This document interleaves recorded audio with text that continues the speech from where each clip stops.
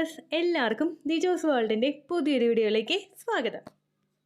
നമ്മൾ പ്രഗ്നൻ്റ് ആകുമ്പോഴേക്കും ഇംപ്ലാന്റേഷൻ കഴിഞ്ഞിട്ട് വളരെ എളുപ്പത്തിൽ തന്നെ നമ്മൾക്ക് ഉണ്ടാകുന്ന പ്രഗ്നൻസി വജൈനൽ ഡിസ്ചാർജിനെ പറ്റിയിട്ടാണ്.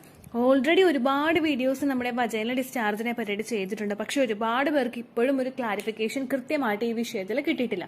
അപ്പോൾ ഞാൻ കുറച്ച് ഇമേജസ് ഒക്കെ ഇന്റർനെറ്റിൽ നിന്ന് എടുത്തിട്ടുണ്ട്. അതെല്ലാം കൂടി കമ്പൈൻ ചെയ്തിട്ട് ഞാൻ ഇവിടെ വീഡിയോ അപ്ലോഡ് ചെയ്യാം. അപ്പോൾ നിങ്ങൾക്ക് കുറേയും കൂടി യൂസ്ഫുൾ ആയിട്ട് പ്രഗ്നൻസിയുടെ വജൈനൽ ഡിസ്ചാർജ് എങ്ങനെ ഉണ്ടാകും എന്ന് മനസ്സിലാവും കേട്ടോ.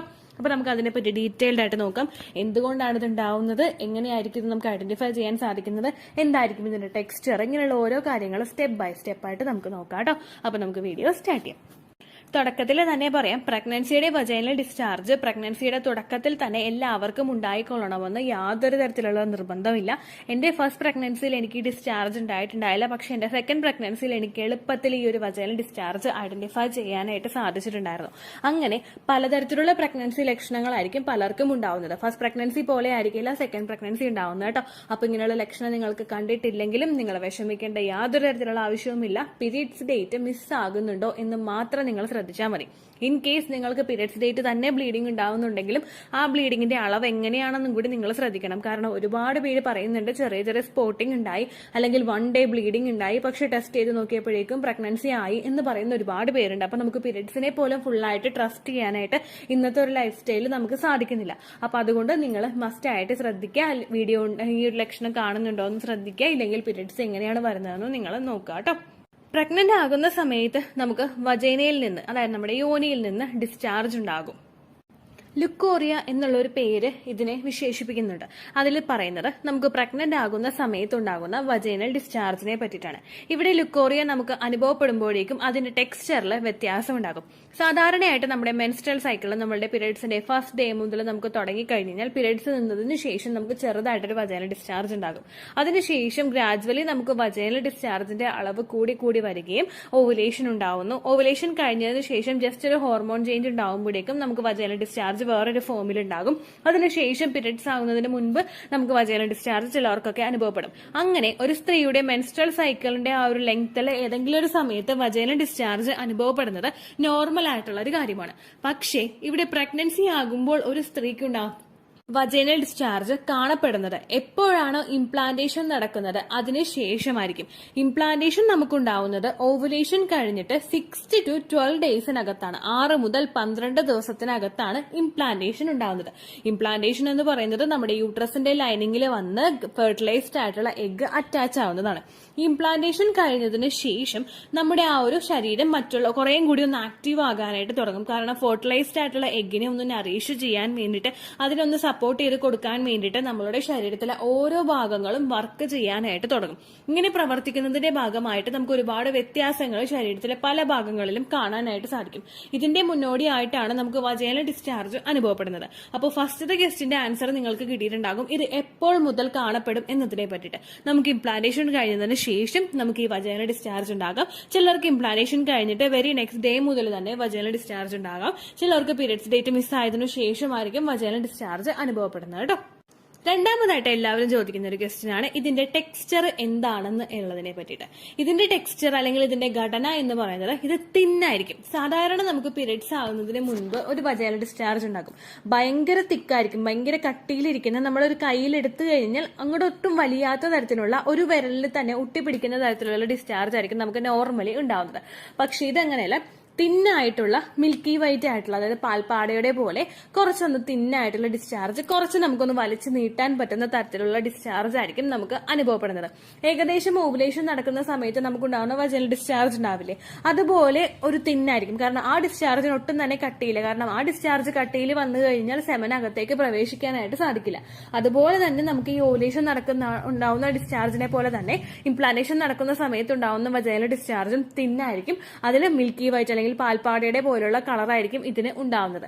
അത് അതിന്റെ സ്ട്രക്ചർ എന്ന് പറയുന്നത് നമുക്ക് സ്ട്രെച്ച് ചെയ്യാനായിട്ട് പറ്റുന്ന, അതായത് നമുക്ക് 2 വിരലുകൾക്കിടയിൽ വെച്ചിട്ടൊന്ന് വലിച്ചു നീട്ടാൻ നോക്കിക്കഴിഞ്ഞാൽ കുറച്ചെങ്കിലും ഒന്ന് വലിച്ചു നീങ്ങുന്ന തരത്തിലുള്ള ഡിസ്ചാർജ് ആയിരിക്കും നമുക്ക് ഉണ്ടാവുന്നത്. അപ്പൊ രണ്ടാമത്തെ ക്വസ്റ്റിന്റെ ആൻസർ നിങ്ങൾക്ക് കിട്ടിയെന്ന് വിചാരിക്കുന്നു, അതിന്റെ ടെക്സ്ചർ. മൂന്നാമത് എല്ലാവരും ചോദിക്കുന്നതാണ് അതിന്റെ ക്വാണ്ടിറ്റി. നമ്മൾ സാധാരണയായിട്ട് നമ്മുടെ മെൻസ്ട്രൽ സൈക്കിളിന്റെ ആ ഒരു ടൈമിൽ നമുക്ക് വജൈന ഡിസ്ചാർജ് ഉണ്ടായി കഴിഞ്ഞാൽ ഒരിക്കലും അത് കൂടുതലായിരിക്കില്ല. അതായത് നമുക്ക് ഇറിറ്റേഷൻ ഉണ്ടാവുന്ന തരത്തിൽ അല്ലെങ്കിൽ നമുക്ക് ഡിസ്ചാർജ് പോകുന്നുണ്ട് എന്ന തരത്തിൽ ഫീൽ ചെയ്യുന്നത് പോലെയുള്ളതായിരിക്കില്ല നോർമൽ ആയിട്ട് ഒരു സ്ത്രീക്ക് മെൻസ്ട്രൽ സൈക്കിളിൽ ഉണ്ടാവുന്ന വജൈന ഡിസ്ചാർജ് എന്ന് പറയുന്നത്. പക്ഷേ ഇവിടെ നമ്മൾ പ്രഗ്നന്റ് ആകുമ്പോൾ ഉണ്ടാകുന്ന വജൈന ഡിസ്ചാർജ് നമുക്ക് ആ ഒരു നനവ് അല്ലെങ്കിൽ ഒരു വെറ്റ്നസ് നമുക്ക് ഫീൽ ചെയ്യാനായിട്ട് തുടങ്ങും.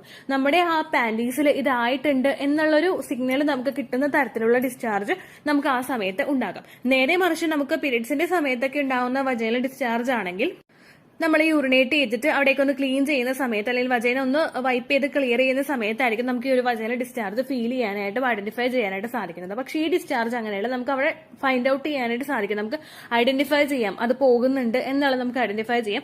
അതുപോലെ തന്നെ നോർമലി നമുക്ക് ഇതിന് മുൻപ് ഉണ്ടായിട്ടുള്ള വജൈന ഡിസ്ചാർജിനെ അപേക്ഷിച്ച് അതിന്റെ ക്വാണ്ടിറ്റി വളരെയധികം കൂടുതലായിരിക്കും. അതിന്റെ എന്താ പറയാ പോകുന്നതിന്റെ അളവ് വളരെയധികം കൂടുതലായിരിക്കും. ആ ഒരു ലക്ഷണം വെച്ചുകൊണ്ട് മാത്രം നമുക്ക് ഇത് പ്രഗ്നൻസി ഡിസ്ചാർജ് ആണോ എന്ന് മനസ്സിലാക്കാനായിട്ട് സാധിക്കും കേട്ടോ. നോർമലി പോകുന്നതിനേക്കാളും ഒരുപാട് കൂടുതൽ പോകുന്നുണ്ടെങ്കിൽ അത് പ്രഗ്നന്റ് ആകുമ്പോൾ ഉണ്ടാവുന്നതാണ്. അടുത്തെല്ലാരും ചോദിക്കുന്ന ക്വസ്റ്റ്യനാണ് ഇതിന്റെ സ്മെല്ല്. ഇതിന് സ്മെല്ല് ഉണ്ടാവില്ല. നമ്മൾ ഭയങ്കരമായിട്ട് മൂക്കിനെ അടുത്ത് കൊണ്ടുപോയിട്ട് ഭയങ്കര ഡീപ്പായിട്ട് സ്മെല്ല് ചെയ്ത് കഴിഞ്ഞാൽ ചിലപ്പോൾ അതിന് ലൈറ്റ് സ്മെല്ല് ഉണ്ടാകും. പക്ഷെ മറ്റതിനെ അപേക്ഷിച്ച് അല്ലെങ്കിൽ നമുക്ക് ഇൻഫെക്ഷൻ ആവുന്ന സമയത്തോ അല്ലെങ്കിൽ ഫൗൾ സ്മെല്ലോട് കൂടിയിട്ടുള്ളതോ അങ്ങനെയുള്ള ഒരു വജൈന ഡിസ്ചാർജ് ആയിരിക്കില്ല പ്രഗ്നന്റ് ആകുന്ന സമയത്ത് ഒരു സ്ത്രീക്ക് അനുഭവപ്പെടുന്ന വജൈന ഡിസ്ചാർജ് എന്ന് പറയുന്നത്. അപ്പൊ ഇതിന് സ്മെല്ല് ഒട്ടും തന്നെ ഉണ്ടാവില്ല. ഉണ്ടെങ്കിൽ തന്നെ ഭയങ്കര ലൈറ്റ് ആയിട്ടുള്ള ഒരു സ്മെല്ല് മാത്രമേ പ്രഗ്നന്റ് ആകുന്ന സമയത്ത് ഒരു സ്ത്രീക്ക് ഉണ്ടാവുന്ന വജൈന ഡിസ്ചാർജിൽ ഉണ്ടാവുകയുള്ളൂ. ചിലർക്ക് ഇത്തരത്തിലുള്ള വജൈന ഡിസ്ചാർജ് പോകുമ്പോഴേക്കും ചെറിയ ചൊറിച്ചിൽ അനുഭവപ്പെടും. ചൊറിച്ചിലുണ്ടാവാനായിട്ടുള്ള കാരണം നമുക്കവിടെ വെറ്റ്നസ് ഫീൽ ചെയ്യുമ്പോൾ അല്ലെങ്കിൽ ഒരു നനവ് ഫീൽ ചെയ്യുമ്പോഴേക്കും അതിന്റെ ഭാഗമായിട്ടായിരിക്കും നമുക്ക് ചൊറിച്ചിൽ അനുഭവപ്പെടുന്നത്.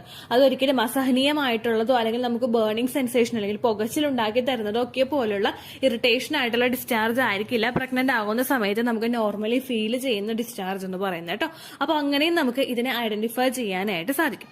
ഇനി ഇങ്ങനെ ഉണ്ടാവാനായിട്ടുള്ള പ്രധാനപ്പെട്ട റീസൺ എന്താണെന്ന് നമുക്ക് നോക്കാം. നമ്മൾ പ്രഗ്നന്റ് ആകുന്ന സമയത്ത് ആ പ്രഗ്നൻസി നോക്കുമ്പോഴേക്കും നമ്മൾ ഈസ്ട്രജൻ ഹോർമോൺ ശരീരത്തിൽ കൂടുമ്പോഴേക്കും അതിന്റെ ഭാഗമായിട്ട് ഓവുലേഷൻ ഡിസ്ചാർജ് ഉണ്ടാക്കും. പ്രൊജസ്ട്രോൺ ഹോർമോണിന്റെ മെഡിസിൻ നമ്മൾ എടുക്കുമ്പോഴേക്കും അതിന്റെ ഭാഗമായിട്ട് വജൈന ഡിസ്ചാർജ് ഉണ്ടാകും. പ്രഗ്നന്റ് ആകുന്ന ഒരു സ്ത്രീയെ സംബന്ധിച്ചിടത്തോളം അവളുടെ ശരീരത്തിൽ ഈസ്ട്രജൻ ഹോർമോണും പ്രൊജസ്ട്രോൺ ഹോർമോണും ഒരേപോലെ തന്നെ ഇൻക്രീസ് ആകും. കാരണം പ്രഗ്നൻസി സർവൈവ് ചെയ്ത് മുൻപോട്ടേക്ക് പോകണമെങ്കിൽ ഈസ്ട്രജനും പ്രൊജസ്ട്രോണും ഈക്വലി ഇമ്പോർട്ടന്റ് ആണ്. അങ്ങനെ ഈ രണ്ട് ഹോർമോൺസും ഇൻക്രീസ് ആവുന്നതിന്റെ ഭാഗമായിട്ട് ഈ രണ്ട് ഹോർമോൺസും വജൈന ഡിസ്ചാർജ് ഉണ്ടാക്കുന്നതിന്റെ ഭാഗമായിട്ടും നമുക്ക് പ്രഗ്നൻസിയുടെ സ്റ്റാർട്ടിംഗ് സ്റ്റേജിൽ തന്നെ ഇത്തരത്തിലുള്ള ബുദ്ധിമുട്ട് ഫീൽ ചെയ്യാം. രണ്ടാമത്തെ റീസൺ എന്ന് പറയുന്നത് നമ്മുടെ സെർവിക്സിലോട്ടുള്ള ബ്ലഡ് സർക്കുലേഷൻ കൂടുന്നത്. സെർവിക്സ് കൂടുതൽ ആക്റ്റീവ് ആയിട്ടിരിക്കുന്നതും സെർവിക്സിലോട്ടുള്ള ബ്ലഡ് സർക്കുലേഷൻ കൂടുന്നതും കൂടുതൽ ബാക്ടീരിയാസ് നമ്മളുടെ ശരീരത്തിനകത്തേക്ക് കടക്കുന്നത് പ്രിവെന്റ് ചെയ്യാനൊക്കെ വേണ്ടിയിട്ട് സഹായിക്കുന്നു. അത് മാത്രമല്ല ഒരു സ്ത്രീ പ്രഗ്നന്റ് ആകുമ്പോഴേക്കും അവളുടെ തലമുടി മുതൽ കാലിന്റെ ആ നഖം വരെയുള്ള ഭാഗത്ത് ചേഞ്ചസ് ഉണ്ടാകും എന്നാണ് പറയുന്നത്. അപ്പൊ അതിന്റെ ഭാഗമായിട്ടും ശരീരത്തിലെ ബ്ലഡ് സർക്കുലേഷൻ കൂടുന്നതിന്റെ ഭാഗമായിട്ടും നമുക്ക് സെർവിക്കൽ മ്യൂക്കസ് പോലുള്ള വജൈന ഡിസ്ചാർജ് അനുഭവപ്പെടാട്ടോ. ഇതൊക്കെയാണ് മെയിൻ ആയിട്ട് ഇതുണ്ടാവാനായിട്ടുള്ള റീസൺസ്. അപ്പോൾ ഓൾമോസ്റ്റ് നമ്മളുടെ ആ പ്രഗ്നൻസിയുടെ സമയത്തുണ്ടാകുന്ന വജൈന ഡിസ്ചാർജിന്റെ എല്ലാ ടേമും നമ്മൾ ക്ലിയർ ചെയ്തിട്ടുണ്ട്. അതിന്റെ റീസൺ എന്താണെന്ന് നമ്മൾ നോക്കി, ക്വാണ്ടിറ്റി എങ്ങനെയാണെന്നും അതിന്റെ ടെക്സ്ചർ എന്താണെന്നും അങ്ങനെയുള്ള ഒരുപാട് കാര്യങ്ങൾ നമ്മൾ നോക്കി. സപ്പോർട്ടീവ് ആയിട്ടുള്ള ഇമേജസ് ഞാൻ കൊടുത്തേക്കാം. നമ്മൾ നെറ്റിൽ നിന്ന് അധികം ഇമേജസ് യൂസ് ചെയ്ത് കഴിഞ്ഞാൽ കോപ്പിറൈറ്റ് സ്ട്രൈക്ക് വരാനായിട്ട് സാധ്യതയുണ്ട്. എങ്കിലും കുറച്ച് ഇമേജസ് എനിക്ക് കിട്ടുന്നതനുസരിച്ച് ഞാൻ ഇവിടെ അറ്റാച്ച് ചെയ്ത് കൊടുക്കാം. നിങ്ങൾക്ക് ശരിക്കും ലൈവ് ആയിട്ടുള്ള ഒരു വീഡിയോ കാണണമെങ്കിൽ pregnancy discharge choose world live demo എന്ന് ടൈപ്പ് ചെയ്ത് കഴിഞ്ഞാൽ നിങ്ങൾക്ക് ആ വീഡിയോ ലഭിക്കുന്നതായിരിക്കും. എനിക്ക് പ്രഗ്നൻസിയിൽ ഉണ്ടാവുന്ന വജൈന ഡിസ്ചാർജ് ഒക്കെ ജോയിൻ ചെയ്തിട്ട് ഞാനൊരു വീഡിയോ ക്രിയേറ്റ് ചെയ്ത് വെച്ചിട്ടുണ്ട്. അപ്പോൾ നിങ്ങൾക്ക് ഒരുപാട് യൂസ്ഫുൾ ആയിരിക്കും ആ ഒരു വീഡിയോ. അത് നിങ്ങൾ കണ്ടു നോക്കാം കേട്ടോ. തുടക്കത്തിലേ പറഞ്ഞതുപോലെ ഈ ഡിസ്ചാർജ് നിങ്ങൾക്ക് ഇല്ലെങ്കിലും നിങ്ങൾ ഒട്ടും തന്നെ ടെൻഷൻ അടിക്കേണ്ട ആവശ്യമില്ല. ചിലർക്ക് ഫസ്റ്റത്തെ ട്രൈമസ്റ്റർ തീരാറാകുന്ന സമയത്തൊക്കെ ആയിരിക്കും ഇങ്ങനെയുള്ള ഡിസ്ചാർജ് കാണുന്നത്. അപ്പോൾ ടെൻഷൻ ആവേണ്ട യാതൊരു തരത്തിലുള്ള ആവശ്യവുമില്ല. അപ്പോൾ ഇത്രയേ ഉള്ളൂ വീഡിയോ. എന്തെങ്കിലും സംശയം ഉണ്ടെങ്കിൽ നിങ്ങൾ കമന്റ്സിൽ ചോദിക്കുക. പണ്ടത്തെ വീഡിയോയ്ക്ക് കമന്റ്സ് ഇടുന്നവർക്ക് റിപ്ലൈ കിട്ടുന്നില്ലെങ്കിലോ നമ്മൾ തമ്മിൽ ഓൾറെഡി ഒരു കോൺവെർസേഷൻ ഉണ്ടായിട്ടും അതിന്റെ കണ്ടിന്യൂഷൻ ആയിട്ട് നിങ്ങൾക്ക് റിപ്ലൈ കിട്ടിയിട്ടില്ലെങ്കിലോ ലേറ്റസ്റ്റ് ആയിട്ട് ഞാൻ ഏത് വീഡിയോ ആണ് അപ്ലോഡ് ചെയ്യുന്നത് അതിന് താഴെ കമന്റ് ഒന്ന് കോപ്പി പേസ്റ്റ് ചെയ്യാനായിട്ട് ശ്രദ്ധിക്കുക കേട്ടോ. അതുപോലെ ഓവുലേഷൻ ഡേറ്റ് കാൽക്കുലേറ്റ് ചെയ്ത് തരാനായിട്ട് റിക്വസ്റ്റ് ചെയ്യുന്നവർ എത്രയാണോ നിങ്ങളുടെ കൃത്യം സൈക്കിൾ ലെങ്ത് അത് മെൻഷൻ ചെയ്യാനായിട്ട് ശ്രദ്ധിക്കുക. സൈക്കിൾ ലെങ്ത് എന്നതുകൊണ്ട് ഉദ്ദേശിച്ചത് ഓരോ മാസവും എത്ര ദിവസം കൂടുമ്പോഴാണോ ബ്ലീഡിങ് വരുന്നത് അതിനെയാണ് കേട്ടോ ഉദ്ദേശിച്ചത്. അതായത് ജനുവരിയിൽ നിങ്ങൾക്ക് ഒരു 1-ാം തീയതിയാണ് ബ്ലീഡിങ് വന്നതെങ്കിൽ, ഫെബ്രുവരിയിൽ നിങ്ങൾക്ക് 2-ാം തീയതിയാണ് ബ്ലീഡിങ് വരുന്നതെങ്കിൽ, ജനുവരി 1-നെ ഡേ 1 ആയിട്ട് എടുത്ത് ഫെബ്രുവരി 2 വരെ എത്ര ദിവസമുണ്ടോ അത് എണ്ണി പറയുന്നതാണ് സൈക്കിൾ ലെങ്ത് എന്നതുകൊണ്ട് ഉദ്ദേശിച്ചത് കേട്ടോ. ബ്ലീഡിങ് നടന്ന ദിവസം നിങ്ങൾ എടുത്താൽ മതിയാകും. സ്പോട്ടിങ് നടന്ന ദിവസം, അതായത് ചെറുതായിട്ടുള്ള ബ്രൗൺ ഡിസ്ചാർജോ ബ്രൗൺ കളറുള്ള സ്പോട്ടിങ്ങോ വന്ന ദിവസം നിങ്ങൾ എടുക്കേണ്ട ആവശ്യം ഇല്ല കേട്ടോ. അപ്പോൾ ഇതുപോലെ തന്നെ നിങ്ങൾ ശ്രദ്ധിക്കുക, സൈക്കിൾ ലെങ്ത് ചോദിക്കുന്ന സമയത്ത് എന്നാണോ ഡേറ്റ് അത് നിങ്ങൾ മെൻഷൻ ചെയ്യാതിരിക്കുക. അതായത് ചില ആളുകൾ ജനുവരി 16, ഫെബ്രുവരി 14 അങ്ങനെ പറയും. അങ്ങനെ പറഞ്ഞുകൊണ്ട് കാര്യമില്ല കേട്ടോ. അപ്പോൾ ഇത്രയേ ഉള്ളൂ വീഡിയോ. അടുത്തൊരു യൂസ്ഫുൾ വീഡിയോ ആയിട്ട് നമുക്ക് വീണ്ടും കാണാം. ബൈ.